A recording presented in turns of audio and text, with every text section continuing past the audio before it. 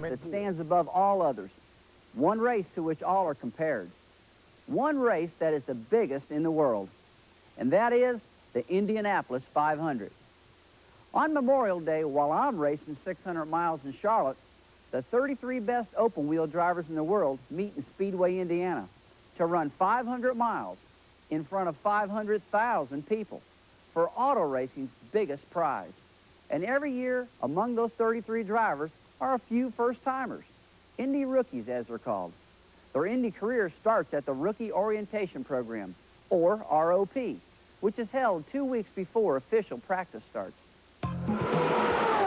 The first time that you're working here, you say, wow, this is a speedway, and it's incredible. And the feeling that you have running when you come out of turn 4 and there's all this grandstand coming to you and in front of you, I mean, race day and qualifying day must be something amazing. It's exciting, you know. I mean, there's a lot of new things to come, but it's just one of those deals where I've been looking forward to this for a long time, and the chance is here, and the team's great, and the car's ready to go, so I'm excited to start up and get going. I think the Rookie Orientation Program is a great program because it takes a lot of pressure off the new drivers. Obviously, this group of drivers are very experienced in other forms of racing, but coming to the Speedway for the first time is pretty daunting, so it gives them a chance to get up to speed in a controlled and unpressured fashion. So I think it's a very good program and very important. Just to be on Indianapolis is very exciting. We have some tests in front of us. I don't think it's a real big problem. It's just getting used to the track. I think it's very useful because it's totally new experience. So I'm looking very positive about this.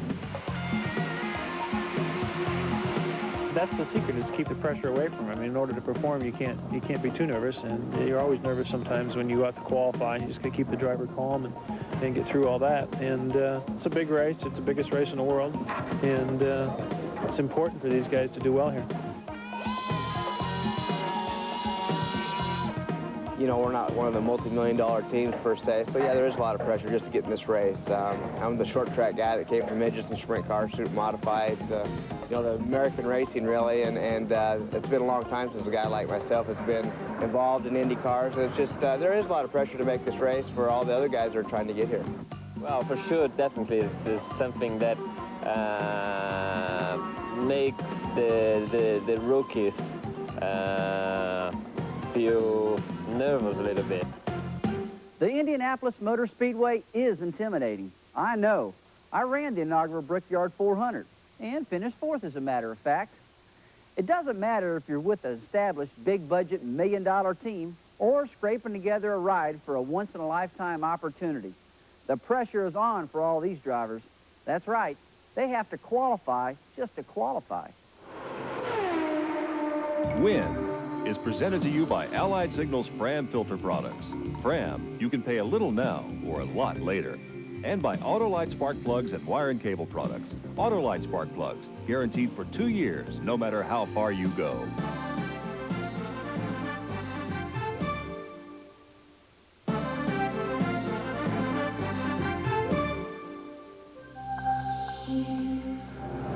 It's a different world from what they're used to in racing on tracks that they go fast. You know, for the track, they've been very fast at Phoenix and at Nazareth. But this is sustained high speeds of over 200 miles an hour. So it's a different ball game, and there's things you do racing that you don't dare do high-speed racing. Gentlemen, welcome to the 1995 United States Auto Club Rookie Orientation Program. I want to stress one thing to the 10 drivers that are here. This is not a trophy dash, these 3 days of on-track activity. This is a definitive program to bring you up through the speed phases, showing a sign of discipline. And what I mean by discipline, the ability to do what you're asked to do, the ability to show awareness for all the various signs and signals around here, and you're not competing with each other. Who has to be careful? I mean, both of them. All of you are experienced race drivers. You know, when you leave the pits here, you've got 2 lanes out there. The outside lane's the fast lane. The inside lane is the slow lane, and the one you enter into when you leave your pit box. That's the one we want you to stay in until you've verified all your mirrors and everything. that it's clear. Okay, so I can run 5 in and I missed one because of traffic or whatever. Keep then running. I get another 5. That's right. That's okay. That's right. These are the things you feel out. I'd rather you feel them out being too slow than feel them out the other way, you were too fast. But just to hold the car from going onto the track if he has a mechanical failure. After you run a lap of 220 out there, you slow down to 80 miles an hour, and you think you could get out and walk faster than the car is going. Best to try that too slow than too fast, because it will bite you. We've seen it happen more than once. When we put you out on the track with the rest of those guys that will be coming in here in May, we gave a class of newcomers to the Indianapolis Motor Speedway, professional race drivers. We gave a class to them that aren't going to go out there and run 190-mile-an-hour laps while they're out there trying to run 225. There's a tremendous amount of anxiety built up until they strap in tomorrow morning and leave the pits, warm up their oil and water, and move out into the racing surface themselves and start going quickly to get prepared for their first phase of their test. They possess an enormous amount of anxiety. Anxiety is right. Hey, I had the jitters when I first drove on that track, and I was only going 170. These 10 rookies were ready for the challenge. First, the test drive. No, not in million-dollar race cars, something a little slower. For openers, how about pace cars and vans?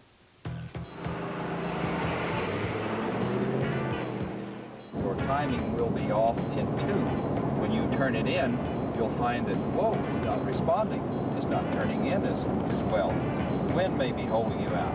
Yes. Say you're running across the short chute here like this, and you want to go in this corner and you turn it in, and you see that you're a little too high. If you're understeering, you can't get it down. It's going to push the front end. It's holding up here. But if you've got it very positive and you want to come down a little bit, you can. It will respond to your input. If you're pushing, it won't. It'll wear you out the first 2 or 3 days because you're gripping the wheel so tight. But you brace yourself, arms against the side of the car, and hold it very straight and just think, turn, input. And it will do it, and you'll soon get used to it. So, which is the turn with that is the most critical because of the wind? Turn 3? 2 and 3. 2 and 3, yes. WIN is brought to you by cold-filtered Miller Genuine Draft, making the world a very cool place. Brought to you by Jiffy Lube. If it doesn't say Jiffy Lube, it just isn't Jiffy Lube.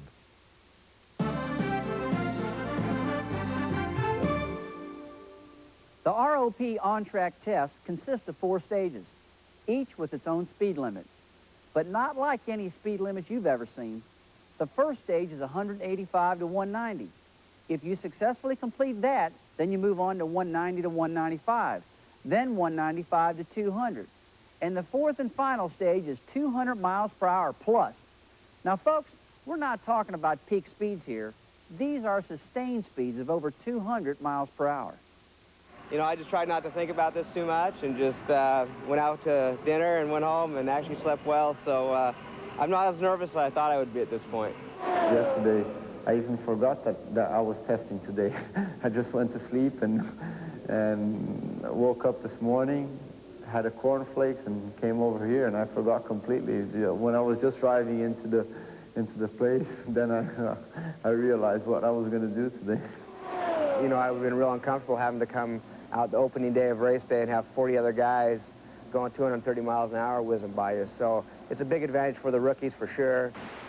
Christian Fittipaldi and Davey Hamilton are 2 good examples of the drivers at the ROP.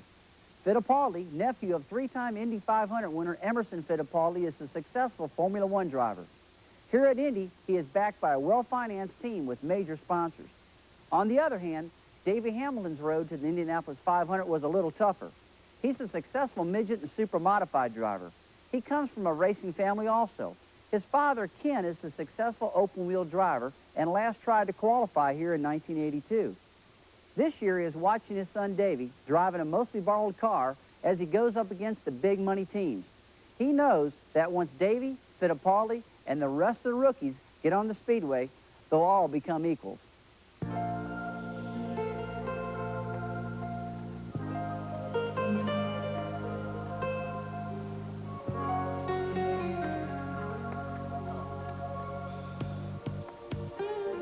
I think there's a lot of things I need to learn. The track is unbelievably quick. You need to have a lot of respect for it also. And you need to take your time. I think if you take your time and go a step at each time and don't try to rush things and go slowly, it will come to you naturally. There's no doubt about that.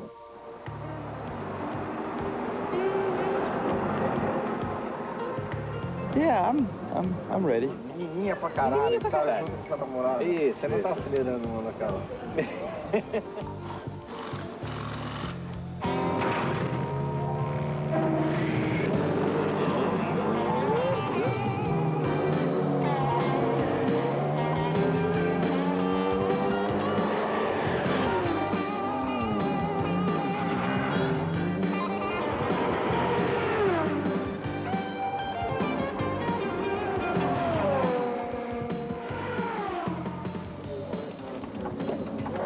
That and put it on the last lap where we were slow.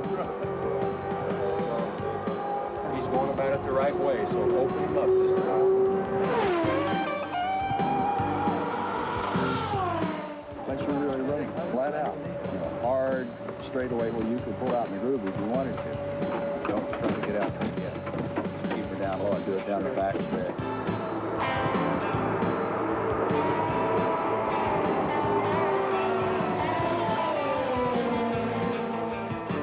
Feels that comfortable at it, well, just try to get through the first stage and get him up there, huh? But until you work at it in little bites and talk to yourself, you got to do it in little bites like that. Okay. This is the opportunity and climate to work on it.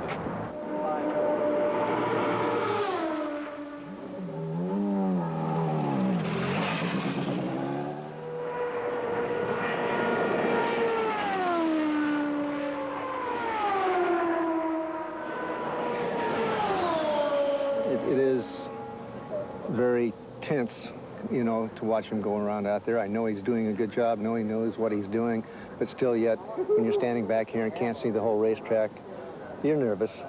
It makes you have a concern all the time. Feels like I've never been in a race car before, really, to be honest with you. This is such a different program, different kind of cars, different speeds, that, you know, that I'm a definite rookie at this. Unbelievable when you get out of the track and you come back into the pits. Yeah. Like it seems that you were flying in space for about 20 minutes, and then when you come back into the pits, the difference of speed is like suddenly it's quiet again. Yeah. When you're just cruising back into the pits, it's crazy.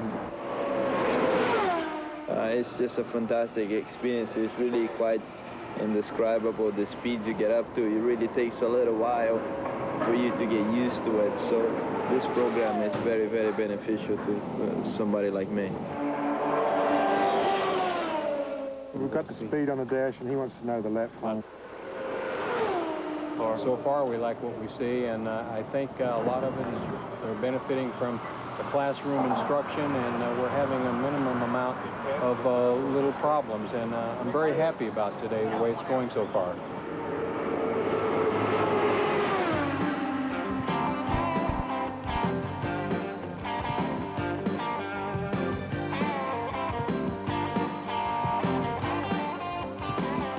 Promotional consideration for WIN is provided by Sony. Sony ESP electronic shock protection protects your music from almost any jumps, skips, or sudden stops in the Sony Car Discman CD player.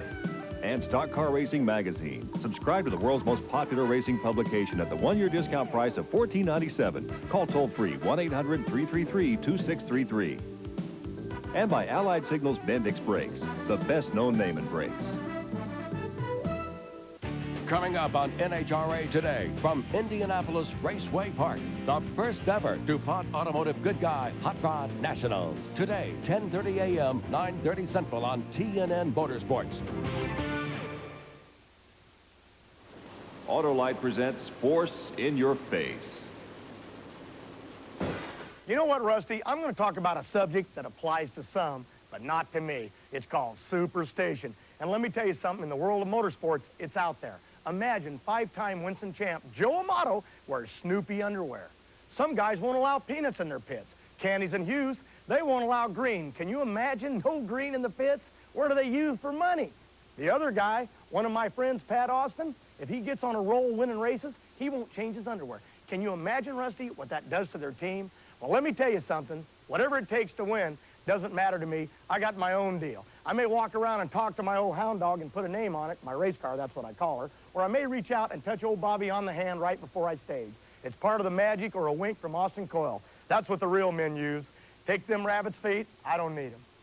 I hear what you're talking about, John. Now, for me, on a Saturday night, I always like to have a little pasta. And on race morning, you'll never catch me walking underneath a ladder. And if I see a tails-up penny, man, that really freaks me out. Now, back to Indy. When all was said and done, the 10 rookies passed the 4 speed stages, but not without a few problems and a few lessons learned. They've always rejected one or two, tell them come back next year. Now, this place can be the greatest place in the world, or it can be the most miserable place in the world. And a lot of that depends on them, their attitude, how they feel about it, how much they listen to and watch and learn the first year.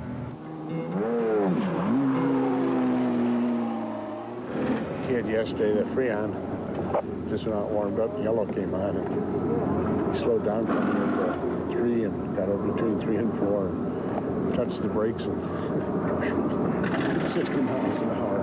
Figured out there was water in the pan, probably the water got under his wheels and spun it. At 160, stay close, pretty close to the wall. Okay. Get 170 or so, you can start moving out then. Okay. Move out. And then when you're 180, then you can use the whole racetrack. Okay, sir. I didn't know that. Yeah, I didn't get that. I understood that. Okay. All right. Just because it was the first 2 laps, and it's kind of impressed. That's what rookie orientation's all about.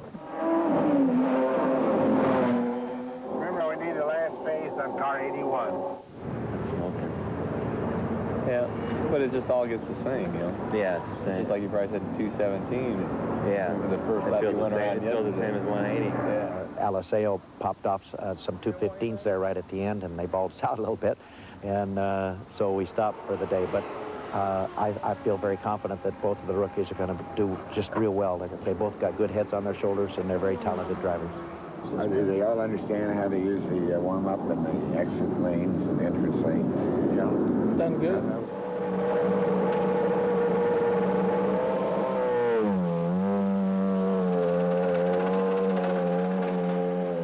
Obviously, that's a big step just so you can go on and just keep building your confidence. I know we started out at 185 to the 190 stage, and you know, I thought that was extremely fast. You're going, man, how am I going to go any faster? But you just keep finding it and find it, and we just ran a 215, and now I'm wondering where I'm going to find that other 10 miles an hour that I'd like to have. But I think it'll come. You know, I mean, you got to just slowly creep up on it, and we've been doing it 1 mile an hour at a time and playing it real safe. And around here, I just don't want anything to sneak up and bite me. The pressure now is just to make sure you do the right thing and do it the right way, and learn the track and learn your race car, and learn where you're at on the racetrack. It's the ultimate that there exists in motor racing when you have to really drive up to the maximum and really feel the car. Like, you have to have an incredible finesse in the car. Like, you have to really be very, very smooth, and I had never experienced that before. I see a great crop of rookies. They're really sharp guys, and they're not missing much. You got so many things to remember at this place, and we've fired a lot of things at them. Yeah, it's great. So because, I mean, today I had the chance to be on the track, you know, and to stay there for 2 or 3 laps. So that's, I mean, you know, I think that I will remember this moment for a long time.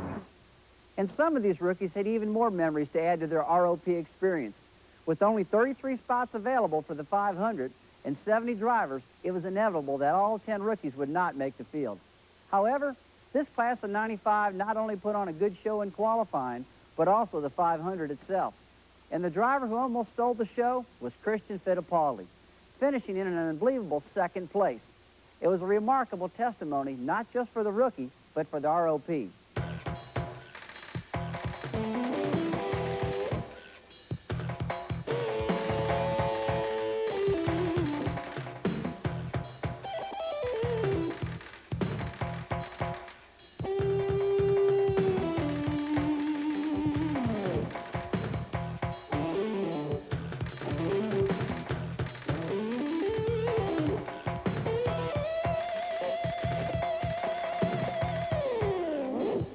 Then there was Davey Hamilton.